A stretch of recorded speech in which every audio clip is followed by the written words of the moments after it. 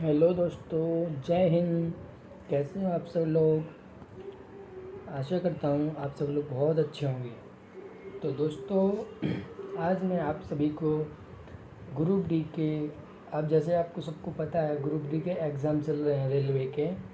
तो दोस्तों, मैं आज आप सबके सामने 17 अगस्त यानी कि कल के सभी सप्ताह में जो मैथ, रीजनिंग, जीएस, जीके से रिलेटेड क्वेश्चन आए हैं, तो उनमें से कुछ क्वेश्चन की कुछ 25 मोस्टली क्वेश्चन की वीडियो लेके आया हूँ। तो दोस्तों, आशा करता हूँ ये वीडियो आप लोगों के लिए, जिन लोगों के पेपर अभी बचे हुए हैं उनको पेपर देने से पहले ये वीडियो ज़रूर देखनी चाहिए। ये वीडियो बहुत ही हेल्पफुल होगी। तो दोस्तों, वीडियो स्टार्ट करने से पहले एक कोट्स बोलेंगे, इसी कोट्स के साथ दोस्तों अपनी वीडियो का स्टार्ट करेंगे। तो कोट्स है दोस्तों, मंजिलें उन्हें नहीं मिलती जिनके ख्वाब बड़े होते हैं। मंजिलें उन्हें नहीं मिलती जिनके ख्वाब बड़े होते हैं, बल्कि मंजिलें उन्हें मिलती हैं जो जिद पर अड़े होते हैं। तो दोस्तों, सफलता ये ज़रूरी नहीं है कि जल्दी मिल जाए या कम मिलेगी, पर दोस्तों हमें अपनी जिद पर अड़ा रहना है कि मुझे सफल होना है तो होना है। ठीक है दोस्तों, इसी कोट्स के साथ हम आगे बढ़ते हैं। आगे बढ़ने से पहले दोस्तों मैं आप लोगों को एक चीज़ बताना चाहता हूँ कि दोस्तों ये हमारा अभी न्यू लेटेस्ट यूट्यूब चैनल है। तो दोस्तों, आप लोगों का इस चैनल पर अगर अच्छा सपोर्ट मिलेगा, आप लोग सपोर्ट करोगे, तो मैं ऐसी और अच्छी इंटरेस्टिंग वीडियो लाता रहूँगा और मेरा भी अच्छा काम करने का मन करेगा। तो दोस्तों प्लीज़, अगर आप लोगों को वीडियो अच्छी लगती है तो लाइक, शेयर और सब्सक्राइब ज़रूर करें। ठीक है दोस्तों, अब इसी के साथ हम अपना क्वेश्चन स्टार्ट करते हैं। दोस्तों, पहला क्वेश्चन है प्रतिरोध का सूत्र क्या है। दोस्तों, क्वेश्चन ये आया था कि प्रतिरोध का सूत्र क्या होता है। तो उसमें दोस्तों काफ़ी सारे ऑप्शन दिए हुए थे, जैसे इसका जो मेन आंसर, जो आंसर राइट था वो ये था कि V बराबर आई आर। दोस्तों, जैसे आप लोग जानते होंगे कि ओम का जो नियम होता है, फिजिक्स में आप लोगों ने ओम्स नियम लॉ पढ़ा होगा। ओम का नियम ही होता है V बराबर आई और आर। ठीक है दोस्तों, तो इसमें आपको और भी क्वेश्चन पूछ सकता है कि प्रतिरोध का सूत्र पूछेगा, करंट का भी सूत्र पूछेगा, तो इसी का आई बराबर V अपन आर हो जाएगा। और अगर उसने रेजिस्टेंस का पूछा, V का पूछ लिया, तो V बराबर आई आर है ही। और दोस्तों, इसमें दूसरा क्वेश्चन ये भी आ सकता है कि प्रतिरोध की इकाई क्या होती है। तो दोस्तों, आप सबको पता होगा प्रतिरोध की इकाई क्या होती है, ओम होती है। ठीक है दोस्तों, तो ये भी याद रखना। और दोस्तों V मतलब है विभव, वो इसकी जो इकाई होती है वो होती है वोल्ट। दोस्तों आई है करंट, इसका जो इकाई होता है वो होता है एम्पियर। तो दोस्तों याद रखना, विभव की इकाई जो होती है वोल्ट होती है, करंट की जो इकाई होती है वो एम्पियर होती है, और रेजिस्टेंस यानी प्रतिरोध, इसकी इकाई ओम होती है। तो दोस्तों, और ये इसका सूत्र है, ये ओम्स लॉ भी होता है। तो दोस्तों, इसी क्वेश्चन से आपके कई क्वेश्चन क्लियर हो जाएंगे, ओम्स लॉ भी पूछ सकता है वो। ठीक है दोस्तों, तो अब हम नेक्स्ट क्वेश्चन पे चलते हैं। नेक्स्ट क्वेश्चन है हमारा क्वेश्चन नंबर 2। क्वेश्चन नंबर 2 है दोस्तों हमारा, विद्युत धारा की इकाई क्या है। देखो दोस्तों, मैंने अभी जस्ट जैसे ऊपर बताया था V बराबर आई आर। अब ये पूछ रहा है भी विद्युत धारा की इकाई क्या है। लेकिन दोस्तों, अगर ये इकाई ना पूछ के अगर पूछ रहे विद्युत धारा का सूत्र क्या, तो दोस्तों वो इधर V बराबर आई आर। तो आई बराबर क्या बनेगा दोस्तों, V अपॉन आर। तो दोस्तों, इसका जो ऐसा ही एक मात्रक देय होता है एम्पियर होता है। ऑप्शन के अकॉर्डिंग होगा दोस्तों, अगर एम्पियर दिया है तो इसका एम्पियर ही होगा मात्रक। ठीक है, और अगर एम्पियर नहीं दिया है तो दोस्तों इसका वोल्ट प्रति ओम भी होता है। क्या होता है दोस्तों, वोल्ट प्रति ओम, वोल्ट बटे ओम। ठीक है दोस्तों, तो ये दोनों मात्रक होते हैं इसके। ठीक है, तो ठीक है दोस्तों, अब हम इसी क्वेश्चन के साथ अपना नेक्स्ट क्वेश्चन पे चलते हैं। नेक्स्ट क्वेश्चन है हमारा क्वेश्चन नंबर 3, जो कि है क्वेश्चन नंबर 3, धावन सोडा का रासायनिक सूत्र क्या है। दोस्तों, धावन सोडा आप लोगों ने सुना होगा, एक होता है धावन सोडा, एक होता है बेकिंग सोडा और एक होता है कास्टिक सोडा, और भी होते हैं, पर जो मोस्टली आते हैं एग्जाम में वो यही हैं। तो धावन सोडा यानी कि इसका जो रासायनिक सूत्र है वो है Na2CO3। और अगर इसका दोस्तों रासायनिक नाम पूछो तो इसका रासायनिक नाम होता है सोडियम और कार्बोनेट। ठीक है दोस्तों, तो ये भी साथ ही साथ याद रखना, क्योंकि क्वेश्चन ऐसे ही पूछ सकता है कि धावन सोडा का रासायनिक नाम क्या है, या फिर दे दिया Na2CO3 का रासायनिक नाम क्या है। तो दोस्तों इसका रासायनिक नाम है सोडियम कार्बोनेट, इसी का जो एक्चुअली वो है धावन सोडा, और इसका जो रासायनिक सूत्र है वो है Na2CO3। ठीक है दोस्तों, तो आशा करता हूँ क्वेश्चन आपको बहुत अच्छे से समझ आ गया। अब हम अपने नेक्स्ट क्वेश्चन की तरफ चलते हैं। नेक्स्ट क्वेश्चन है हमारा क्वेश्चन नंबर 4। जो क्वेश्चन नंबर 4 है दोस्तों वो है हमारा कि एड्स का फुल फॉर्म क्या होता है। दोस्तों एड्स, आप लोगों ने सुना होगा एड्स से क्या है दोस्तों, बीमारी है जो कि हमारे HIV नाम के वायरस से होती है, HIV। ठीक है दोस्तों, तो जो एड्स है इसका जो फुल फॉर्म होता है वो होता है एक्वायर्ड इम्यूनो डेफिशिएंसी सिंड्रोम। ठीक है दोस्तों, इसको आप बहुत अच्छे से याद रखना कि इसका फुल फॉर्म दे, क्योंकि दोस्तों ये फुल फॉर्म ही पूछ लेते हैं कई बार ऐसे ना जो भी रोग होते हैं, तो आप इसका फुल फॉर्म बहुत अच्छे से याद रखना, ये पूछ सकते हैं फिर से।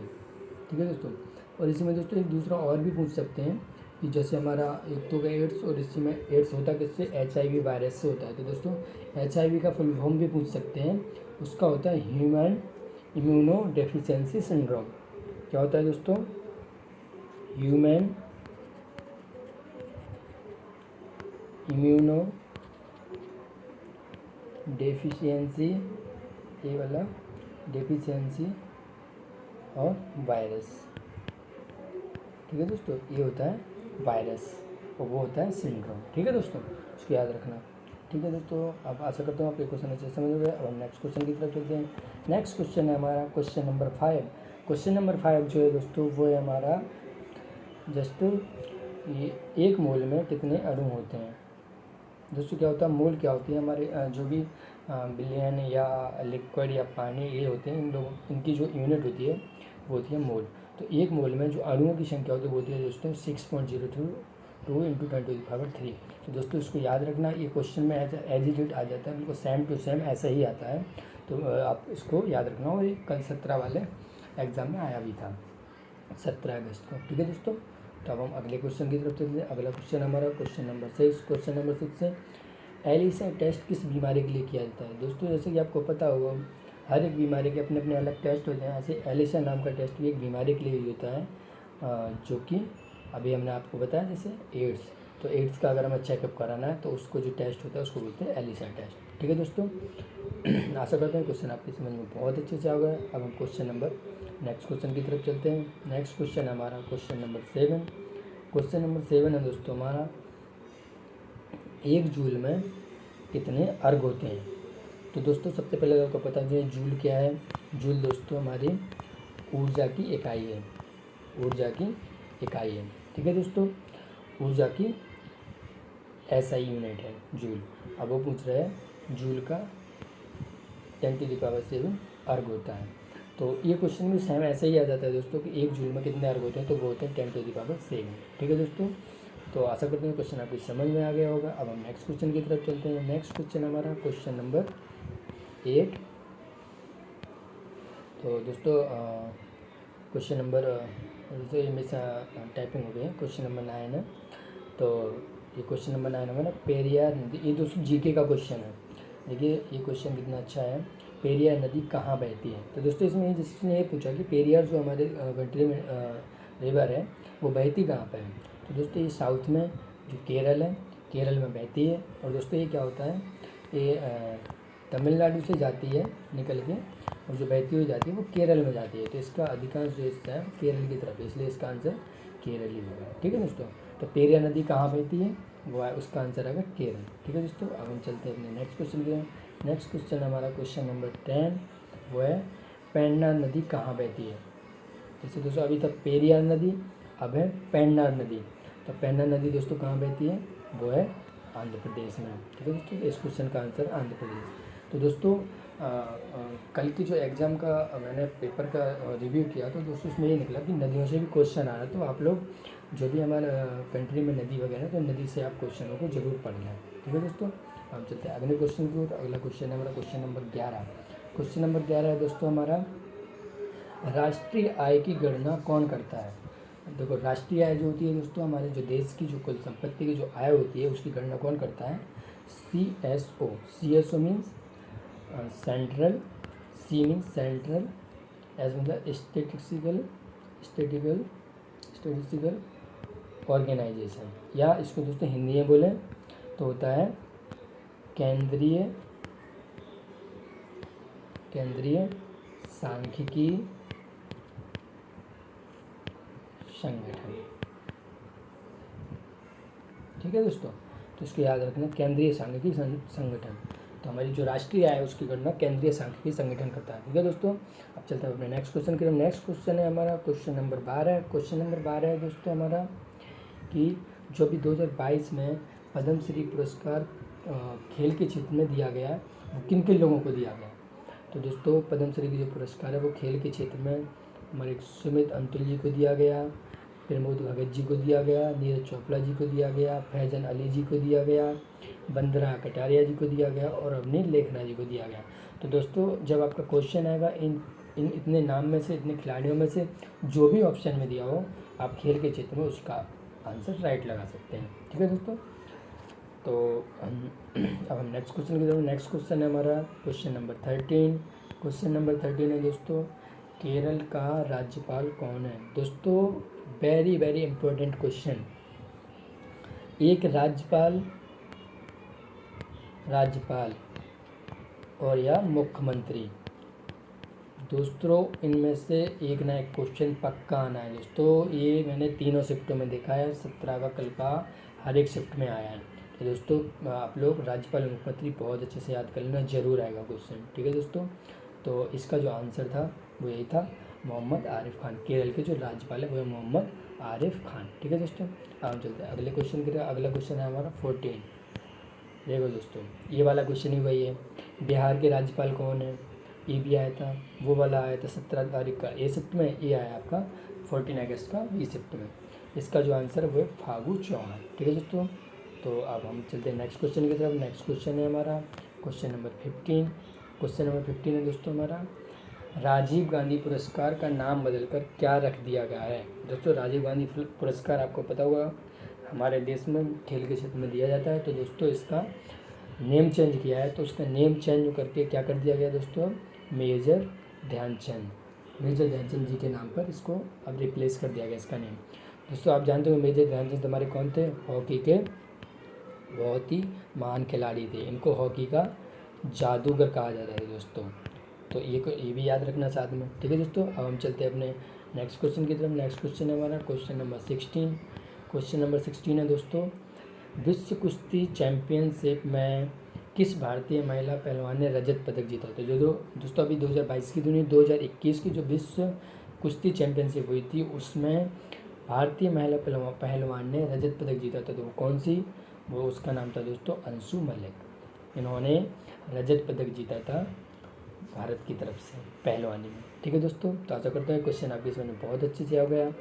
ठीक है दोस्तों, अब हम चलते हैं अपने नेक्स्ट क्वेश्चन की तरफ। नेक्स्ट क्वेश्चन है हमारा क्वेश्चन नंबर 17। क्वेश्चन नंबर 17 है दोस्तों, जल्लीकट्टू त्यौहार किस राज्य में मनाया जाता है। तो दोस्तों, इसका आंसर है तमिलनाडु। दोस्तों, मैंने ये भी देखा है कि त्यौहार और नृत्य, ये दोनों आप जरूर याद करना, किस राज्य में कौन कौन से त्यौहार मनाए जाते हैं और किस राज्य के लिए कौन कौन से नृत्य हैं। दोस्तों, इनमें से एक नया क्वेश्चन पक्का आएगा आपका। ठीक है दोस्तों, तो हम चलते हैं अपने नेक्स्ट क्वेश्चन की तरफ। नेक्स्ट क्वेश्चन है हमारा क्वेश्चन नंबर 18। क्वेश्चन नंबर 18 है दोस्तों, क्वेश्चन नंबर 18 दोस्तों हमारा फिर साइंस से है, साइंस में बायोलॉजी से दोस्तों। क्वेश्चन नंबर 18, ये विटामिन डी का वैज्ञानिक नाम क्या है। अगर दोस्तों आप लोगों ने मेरी कल की वीडियो देखी होगी तो उसमें मैंने आपको विटामिन के बारे में बताया था। तो दोस्तों, विटामिन के जो ऐसे तो हमारे vitamin A B C D E के विटामिन होते हैं 6, बट दोस्तों ऐसे ही हमारे फिर बी के विटामिन के कई पार्ट भी होते हैं। तो इन सभी के दोस्तों एक वैज्ञानिक नाम है। तो ऐसे विटामिन डी का जो वैज्ञानिक नाम है दोस्तों वो है कैल्सीफेरॉल। साथ में दोस्तों ये भी याद रखना कि विटामिन डी की कमी से हमें क्या हो जाता है। ठीक है दोस्तों, विटामिन डी से हमें की कमी से क्या हो जाता है दोस्तों, घेंघा रोग हो जाता है, ऐसा भी क्वेश्चन आ जाता है। विटामिन ई की कमी से दोस्तों क्या हो जाता है, रतौंधी। विटामिन बी की कमी से दोस्तों क्या हो जाता है, बेरी। और विटामिन सी की कमी से क्या हो जाता है दोस्तों, स्कर्वी। तो दोस्तों मोस्टली इन चारों विटामिन से रिलेटेड ही क्वेश्चन आता है, तो आप इन चारों को ज़रूर याद रखना और इन चारों का आप वैज्ञानिक नाम भी याद कर लेना। ठीक है दोस्तों, अब हम चलते हैं अपने क्वेश्चन नंबर 19 की तरफ। क्वेश्चन नंबर 19 है दोस्तों, क्वेश्चन नंबर 19 जो हमारा है वो है मैथ से। मैथ में तो वो है अपना एक वस्तु का विक्रय मूल्य, यानी कि दोस्तों ये हमारा विक्रय मूल्य क्रय वाले पोर्शन से आया क्वेश्चन। एक वस्तु का विक्रय मूल्य 20% कम करने पर उसकी बिक्री में 80% की वृद्धि हो जाती है, तब उसकी बिक्री वास्तव में कितनी प्रभावित हुई। तो ये पूछ रहा है दोस्तों। तो दोस्तों मैं आपको बता दूं कि कोई वस्तु है, उसका एक वस्तु का विक्रय मूल्य 20% कम करने पर, जैसे कोई भी वस्तु है दोस्तों, वो आप 100 रुपये में बेच रहे थे, ठीक है, कितने बेच रहे थे आप, 100 रुपये में। तो आपने कितना कर दिया उसको, आपने 20% कम किया, यानी कि आप उसको आप 80 में बेच रहे हो। ठीक है दोस्तों, तो 20% कम को उसकी बिक्री में 80% की वृद्धि होती है। मतलब दोस्तों जब आप 100 रुपये में बेच रहे थे, तो मान लिया जाए आपकी वो वस्तु 10 बिक रही थी, बट आपने जब 20% कम कर दिया तो आपकी क्या हो गया, यानी आप जब 80 में बेचे तो आपकी जो वृद्धि हुई है वो 80% हो गई, यानी कि पहले आपकी 10 क्वांटिटी बिक रही थी तो वो अब बिकेगी 80% वृद्धि, यानी कि 18, है ना दोस्तों।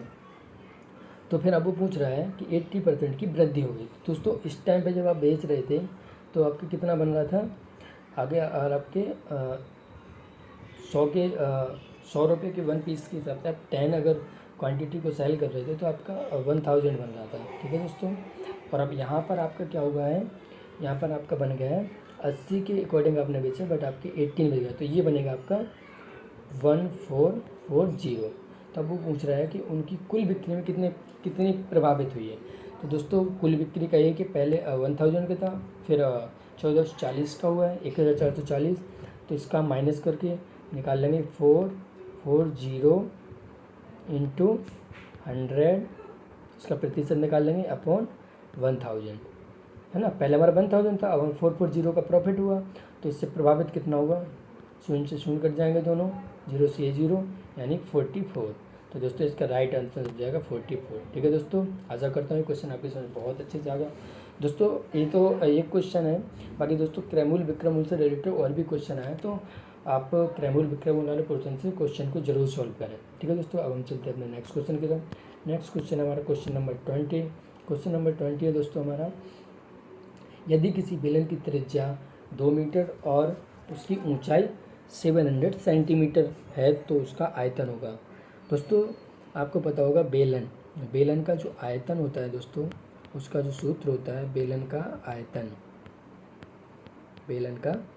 इसका जो सूत्र होता है दोस्तों वो होता है पाई आर स्क्वायर एच, जिसमें दोस्तों आर क्या है, त्रिज्या, और एच है ऊंचाई। तो इन्होंने आपको त्रिज्या दे रखी है, त्रिज्या आर तो दिया है हमारे लिए 2 मीटर, और ऊंचाई दी है एच बराबर 700 सेंटीमीटर। तो दोस्तों हमें एक चीज़ सबसे पहले याद रखनी चाहिए कि जब भी हम कोई सवाल सॉल्व कर रहे हैं तो यूनिट हमेशा सेम ही यूनिट हो। जैसे यहाँ पे त्रिज्या मीटर में दी हो तो ऊंचाई भी मीटर में ही होनी चाहिए, फिर ऊंचाई सेंटीमीटर में दी है तो त्रिज्या भी सेंटीमीटर में होनी चाहिए। तो दोस्तों हम क्वेश्चन को सॉल्व आंसर की यूनिट के अकॉर्डिंग करते हैं। आंसर हमारा मीटर क्यों में दिया है, तो दोस्तों हम अब सेंटीमीटर को मीटर में चेंज करेंगे। तो हमारा कितना दिया है, 700 सेंटीमीटर। इसको पहले मीटर में करेंगे दोस्तों, तो 1 मीटर में 100 सेंटीमीटर होते हैं, तो 7 मीटर आ जाएगा कितना। तो अब हमारा आर दिया था 2 मीटर और एच हो गया 7 मीटर। देन अब हमारे पास फार्मूला था, उस फार्मूले के अकॉर्डिंग लगा देंगे पाई आर स्क्वायर एच। तो पाई का मान होता है हमारा 22/7 आर स्क्वायर, यानी 2 इंटू 2 इंटू एच कितना है हमारा दोस्तों 7। तो 7 से 7 डिवाइड हो जाएगा, 2 इंटू 2 कितना होगा दोस्तों 4, एंड 22 इंटू 2 इक्वल टू 88। तो दोस्तों हमारा राइट आंसर हो जाएगा 88। तो ये वाला दोस्तों हमारा जो क्वेश्चन है ये हमारा क्षेत्रमिति से है, तो दोस्तों आप अच्छे से पढ़ लेना, उससे भी क्वेश्चन आ सकते हैं। बेलन का भी आ सकता, शंकु का भी आ सकता, और गोला का भी आ सकता, वृत्त का भी आ सकता। तो दोस्तों उसके आप अच्छे से कुछ क्वेश्चन सॉल्व करके जाएँ। ठीक है दोस्तों, अब चलते हैं अपने क्वेश्चन नंबर 21 की तरफ। क्वेश्चन नंबर 21 है हमारा, ये भी मैथ का ही है दोस्तों। यदि एक व्यक्ति किसी वस्तु को 500 रुपये में खरीद कर, दोस्तों 500 रुपये में खरीद कर, तो याद रखना दोस्तों, खरीद कर मतलब उसकी क्या है, कॉस्ट प्राइस कितनी है दोस्तों, 500 रुपये, ठीक है, या परचेस प्राइस रुपये बेच कर 400 रुपये बेचता है, यानी उसकी सेलिंग प्राइस है दोस्तों वो कितनी है, 400 रुपये। तो ये पूछ रहा है कि जो बताइए उस व्यक्ति को कितने प्रतिशत लाभ या हानि हुई। दोस्तों ये तो सीधा आपको समझ में आ रहा है कि इसका जब क्रय मूल्य था 500 रुपये और बेच रहा है 400 रुपये, तो हानि हुई इसको, हानि कितनी हुई, यानी इसको लॉस कितना होगा, लॉस हुआ इसको 100 रुपये का। तो दोस्तों अब सूत्र होता है हमारा प्रतिशत लाभ या प्रतिशत हानि। तो प्रतिशत हानि बराबर होता है हानि गुणे 100। तो हानि कितनी थी हमारी, 100 रुपये की, हानि गुणे 100 बटे होता है क्रय मूल्य। तो क्रय मूल्य दोस्तों हमारा कितना है, 500। तो इसको डिवाइड कर देंगे दोस्तों, 20 से 20 डिवाइड हो जाएगा, 5 to 20।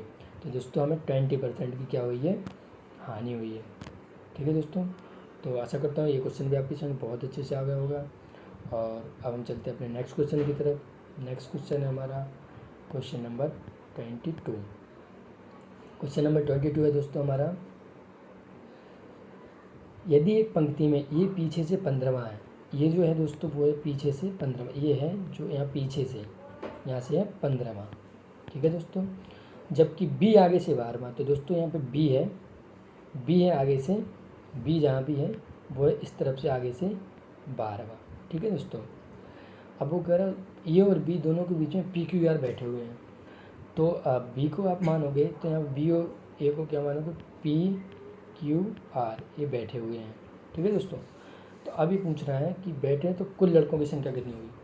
दोस्तों यहाँ से आप अगर काउंट करोगे तो ए बैठा आपका 15वें पे और बी बैठा इस तरफ से 12वें पे और उसके बीच में 3 और हैं, तो यानी कि इस तरफ से 12, तो ये हो जाएगा 12, 11, 10, 9, 8। ठीक है दोस्तों, और यहाँ से जब इसको 15वें नंबर है तो 15 और 8 एक ही पे, तो हम यहाँ पे 15 + 7 बराबर दोस्तों कितना हो जाएगा, 22। तो दोस्तों जो टोटल लोग निकलेंगे वो निकलेंगे हमारे 22। तो उस रो में जो कुल व्यक्तियों की संख्या है वो है हमारी 22। ठीक है दोस्तों, अब हम चलते हैं नेक्स्ट क्वेश्चन की तरफ। नेक्स्ट क्वेश्चन है दोस्तों हमारा क्वेश्चन नंबर 23। क्वेश्चन नंबर 23 दोस्तों हमारा सीरीज से है, ये रीजनिंग का क्वेश्चन है। तो दोस्तों इसमें देखिए, इसमें आपको जैसे दिया है 4, 5, 9, 18, 34 और उसके बाद नेक्स्ट संख्या हमें निकालनी है। दोस्तों 4, 5, तो 4, 5 के बीच में कितने का डिफरेंस है, 1। 5 to 9 के बीच में कितने का डिफरेंस है दोस्तों, 4। 9 to 18 के बीच में कितने का है, 9।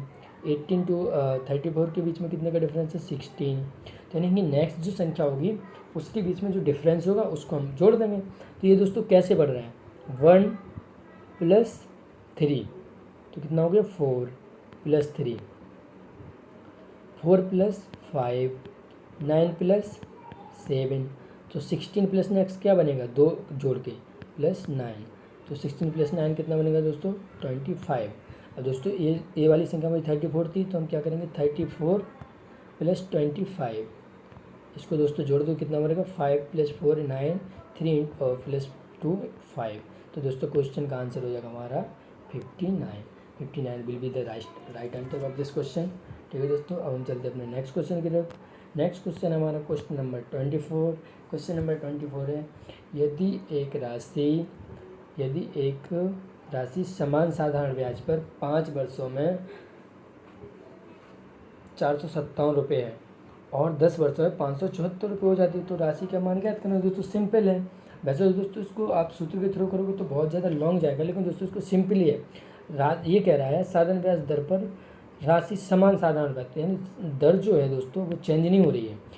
तो अगर हमारा 5 साल में कितना होगा, एक राशि मतलब कोई साधारण ब्याज वो था, साधारण ब्याज 5 वर्ष में होगी कितनी, 457, और वो 10 वर्ष में हो रही है दोस्तों 574, यानी कि ये हमारी 5 साल में कितनी बढ़ रही है दोस्तों, इसमें से इसको माइनस कर देंगे। तो 574 में से हम इसको माइनस करेंगे तो हमारा कितना हो जाएगा दोस्तों, 11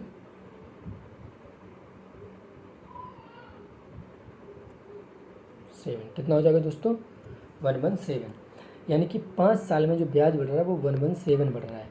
और दोस्तों इनके क्वेश्चन के अनुसार ये है कि राशि की जो दर है वो चेंज नहीं हो रही है, तो यानी कि पिछले 5 साल में भी 117 बढ़ा होगा।